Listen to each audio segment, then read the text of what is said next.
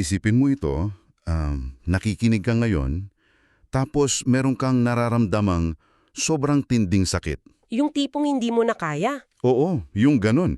Tapos wala kang iinuming gamot, walang gagamiting anumang medical na kagamitan, at lalong wala kang kaharap na doktor. Tatawag ka lang sa telepono.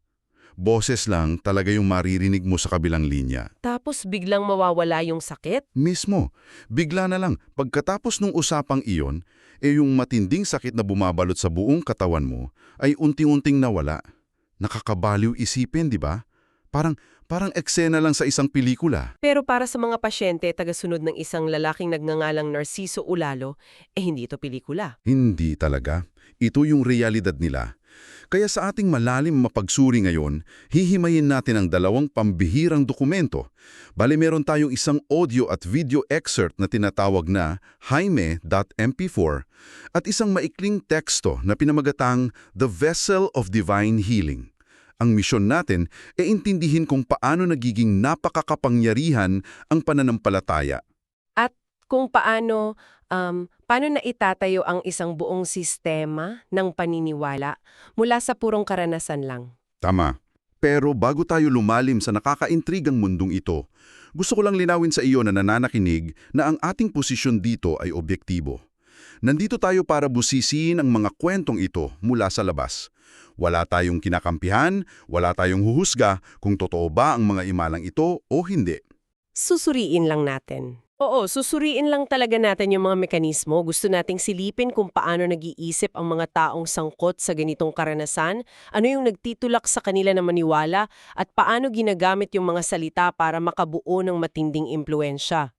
Kaya umupo ka ng maayos at buksan ang isipan mo dahil dadaling ka namin sa isang kakaibang diskusyon. Okay, himayin natin ito mula sa umpisa. Nagsimula yung audio file natin sa isang aktual na senaryo ng panggagamot. Ito yung kay Jaime, di ba? Oo, kay Jaime. Ginagamot ni Narciso si Jaime pero hindi sa ospital. Sa telepono lang. Idedetalye ko sa iyo yung sitwasyon ni Jaime.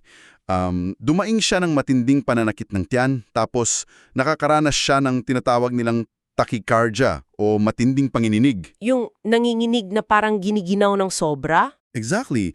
Ngayon, nagtanong si Narciso. Tinanong niya kung parang appendicitis ba? Kasi pinaliwanag niya na kapag appendicitis, wala raw lagnat pero may matinding panginginig at kailangang maagapan agad dahil baka sumabog sa loob. Nakakatuwa kasi makikita mo dyan yung halo ng practical na pag-uusap at yung alternatibong solusyon niya. Inaalam niya muna yung pisikal na sintomas. Tama. Pero dahil sumagot si Jaime na parang trangkaso lang yung pakiramdam niya, siguro may kasamang lagnat, ang inialok na solusyon ni Narciso ay napakasimple. Pinayuhan niya itong uminom ng kalamansi. Kalamansi lang. Kalamansi. Pero hindi dyan natatapos dahil ang pinakasentro ng panggagamot sa sandaling iyon ay yung kapangyarihan ng pag-uusap nila. Yung boses mismo ni Narciso. At ang nakakabigahani rito ay kapag tiningnan natin yung ikalawang sanggunian natin, yung tekstong The Vessel of Divine Healing, doon nakalatag yung prinsipyo. Hindi inaangkin ni Narciso na galing sa kanya yung galing. Hindi siya yung source? Hindi. Nakasaad doon na may mensahe daw siyang natanggap diretso mula sa Diyos, mula kay Jesus Christ. Ang utos sa kanya ay manggamot at mangaral. Boses pa lang daw niya ang marinig, basta naniniwala yung tao na kasangkapan o instrument lang siya ng Diyos, gagaling sila. Bale, sisidlan lang siya. Mismo, vessel lang siya. Yung boses niya, yung kawad ng kuryente, pero yung mismong kuryente nanggagaling sa itaas. At heto na yung pinakamatindi. Habang nag-uusap sila ni Jaime sa telepono, nagsimulang makaramdam ng pisikal na manifestasyon si Jaime. Nagsimula siyang pawisan. Sa mismong salita sa audio, naligo na sa pawis si Jaime. Literal na pawis. Oo. Para kay Jaime, ito yung patunay na gumagana yung panggagamot niya sa sandaling yon. Paglabas ng pawis, gumaan yung pakiramdam. Kaya tatanungin kita ngayon na nakikinig sa amin, naranasan mo na ba yung pakiramdam na gumaan yung pakiramdam mo dahil lang sa boses ng isang taong pinagkakatiwala mo? Ganyan katindi ang impluensya ng paniniwala sa katawan ng tao. Diyan papasok yung lakas ng suggestion at placebo effect. Kapag nasa gitna ka ng matinding sakit, tapos itinanim sa isip mo na yung boses na naririnig mo ginagamit ng Diyos, magbibigay ng matinding pisikal na reaksyon yung katawan mo. Kaya totoo para kay Jamie yung paggaling niya? Totoong-totoo, hindi siya teorya, nararamdaman niya sa balat niya. At yung agarang ginhawa na iyon yung nagtatanim ng katapatan na napakahirap ng bawagin. Dito nagiging sobrang nakakaintriga at aaminin ko medyo madilim yung usapan.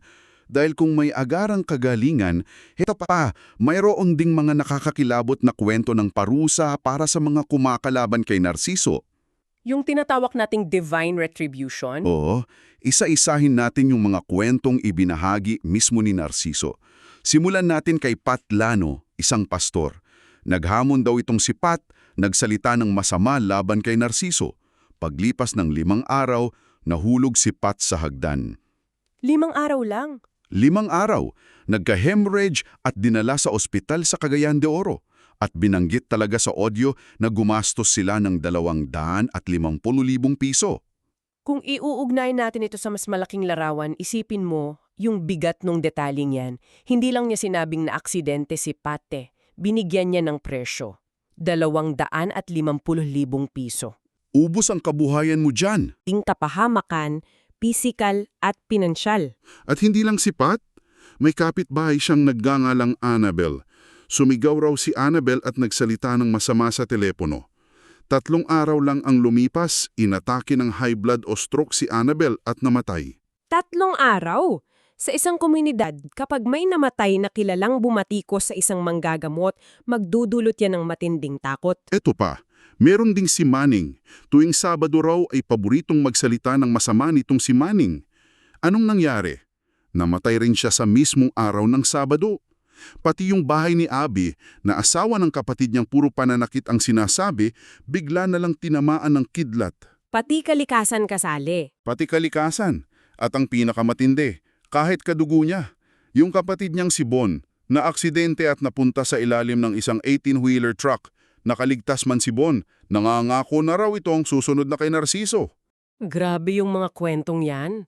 Pero pansinin mo, hindi tinitignan ni Narciso ito bilang sarili niyang sumpa.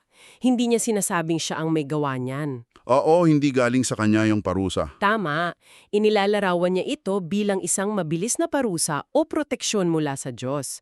Ang ginamit niyang termino parang kiblat.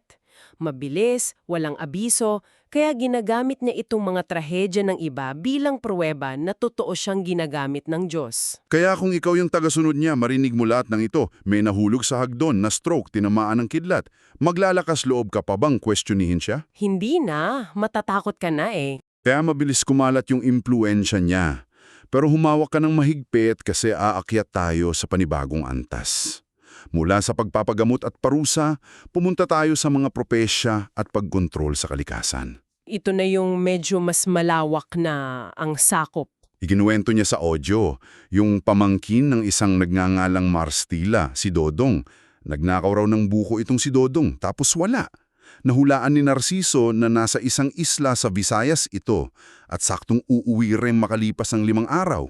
At nangyari nga. Yung kakayahang makakita o yung clairvoyance, lalo nitong ini-elevate yung status niya. Hindi lang siya manggagamot ngayon, propeta na rin. Propeta talaga. Kasi ang pinakamalaking himala niya base dun sa source natin, yung paglihis niya sa bagyong Botsoy. Yung kwento sa laot. Oo, nawala yung kapatid ni Marstila sa laot. Kailangan ng rescuers kaya may paparating ng matinding bagyo. Ang inangkin ni Narciso, nagsagawa siya ng seremonya sa tabing dagat ng Yumbing. Inutusan daw niya yung bagyo na lumihis patungong Pasipiko pagsapit ng 10:00 ng umaga. At nangyari daw? Nangyari. Naging usap-usapan daw ng mga tao doon na pagdating ng 10:00, lumiko papundang Pasipiko yung bagyo. Napakatinding claim niyan. Ang pag-aangkin ng ganyang kapangyarihan nagpapakita ng kumpiyansa na pantay na sa mga propeta sa Biblia. Kaso may malungkot na detalye. Nahanap din yung bangka sa Bonbon na butas at namatay yung kapatid ni Marstila. Iisipin mo papalpak yung kwento niya dahil may namatay, di ba? Pero hindi doon natatapos ang naratibo niya. Hindi, kasi inangkin niyang nahulaan niya rin ang lahat ng iyon. Nahulaan niya yung eksaktong huling panalangin ng biktima, 6 na oras at 10 minuto bago ito mamatay. Diyan mo makikita kung paano niya tinoprotektahan yung imahen niya. Kahit may trahedya, imbes na pagkatalo, ibinaling niya ito para maging patunay na konektado siya sa langit. Wala siyang lusod na iniiwan. Walang butas para sa mga naniniwala sa kanya. At dahil sa matinding kumpiyansang ito, umaabot tayo sa pagtuligsa niya sa mga nakasanayang relihiyon. Buong tapang niyang sinasabi na kaya niyang sunugin o sirain ang Biblia gamit ang sarili niyang mga paliwanag. Ito ay naglalabas ng isang mahalagang katanungan kasi tinatanggal niya ang kapangyarihan ng mga lumang libro at tradisyon at inililipat niya ito sa sarili niyang direktang karanasan. Kasi ang aral daw niya ay direktang mensahe mula sa Diyos. At heto ang matindi, hinahamon niya ang sino mang pare o pastor sa isang debate. Ang kondisyon? Firing squad. Firing squad? Nakataya ang buhay? Oo. Kung hindi mapatunayan ng mga pari ang paniniwala nila, firing squad daw sila. At ganun din sa kanya kung siya ang mabigo. 16 na taon na raw siyang walang inaatrasan at wala pang paring tumatanggap ng hamon. Siyempre walang seryosong lider ang papatol dyan. Pero para sa mga tagasunod niya, yung walang sumasagot sa hamon, ibig sabihin panalo siya. Panalo na agad siya sa isip nila. Itinatanggi niya rin yung konsepto ng karma. Inimbento lang daw yan ng mga lider ng religiyon para hindi sila punahin ng mga tao. Para sa kanya, ginawa lang yung karma para takutin ng mga tao. Ang mensahe niya, simpleng mahalin ng Diyos nang walang kapalit. Isang mensahen direktang umaatake sa mga institusyong nangungulekta ng abuluy o pera. Kaya itatanong ko ulit sa iyo na nakikinig sa amin, paano ba nito binabago ang pananaw mo sa konsepto ng awtoridad?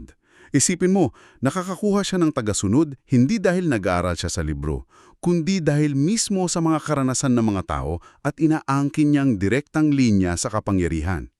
Mas matimbang na ang nakikita at nararanasan kesa sa doktrina. Mismo, mabilis nating balikan ang lahat. Nagsimula tayo sa pasyenteng ginagamot sa telepono, papunta sa nakakakilabot na parusa tulad ng stroke at kidlat, at nauwi sa isang taong nag-aangkin na kaya niyang ilihis ang bagyo at hinamon ang mga relihiyon sa isang firing squad. Isang napakakomplikado at malalim na paglalakbay. Maraming salamat sa iyo na sumama sa masinsinang pagtalakay na ito. Muli, ang layunin natin na hindi para sabihing totoo o hindi ang mga ito, kundi para ipakita kung paano gumagana ang napakalalim na pananalig. Totoo yan. Pero bago tayo magtapos, gusto tong iwanan sa iyo ang isang mapang-akit na kaisipan. Isipin mo ito ng mabuti. Kapag ang buong pundasyon ng impluwensya at kapangyarihan ng isang tao ay nakatayo sa takot ng banal na parusa at sa mga hindi maipaliwanag na himala, anong mangyayari kung dumating ang araw na ang isang malaking propesya ay tuluyang pumalya? Paano kung sablay talaga? Guguho ba ang pananampalataya ng kanyang mga tagasunod o lilikha lang ba ang utak ng tao ng bagong dahilan upang patuloy na maniwala at protektahan ng institusyong itinayo ng takot? Napakabigat na katanungan yan para pag-isipan natin. Hanggang dito na lang muna ang ating session. Paalam at mag-ingat ka palagi. Paalam at maraming salamat sa pagkikinig. Hanggang sa muli.